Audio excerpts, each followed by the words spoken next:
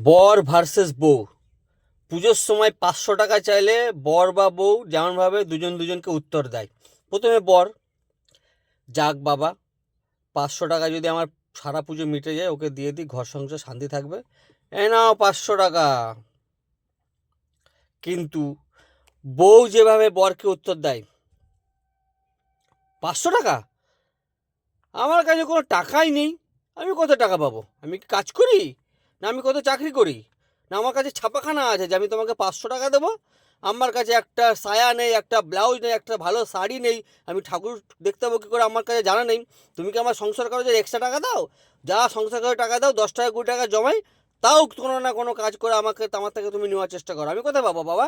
পাশে বাড়ি বৌদিকে দেখো, ওর বর ওকে কত টাকা দেয়, কত কিছু কিনে দেয়। তুমি কি আমায় কিনে দাও? আমাকে তো তুমি কিছুই কিনে দাও না।